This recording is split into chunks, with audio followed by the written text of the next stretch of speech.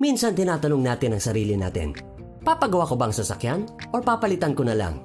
Ang hirap na desisyon nito, lalo na kung wala ka pang budget or emotionally attached ka na sa iyong chikots.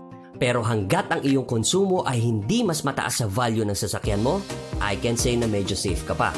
At syempre, isama mo na rin ang insurance sa pagkwenta dahil baka naman mas mataas pa ang halaga nito kesa sa down payment ng brand new vehicle na medyo mas practical kung value lang din ang pag-uusapan.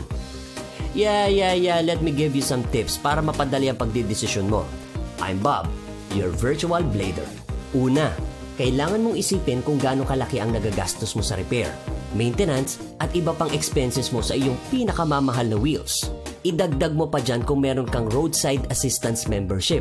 Abay malaking factor din yan. Kung medyo mahaba na ang listahan at medyo nakakalungkot na rin ang pinagdadaanan ng iyong sasakyan, ay mukhang kailangan mo na rin siyang i-let go. Pero wait, kung ikaw ay isang heavy guts na car collector, walang sense ang panonood mo ng video na to. Okay, back to the program. Trading ang pinaka-best option. Ang daming choices sa trading community. May mga times nga lang na may mga dealers na medyo malaki ang presyo sa trade-ins. So kailangan mo ring balansehin ang pagdidesisyon.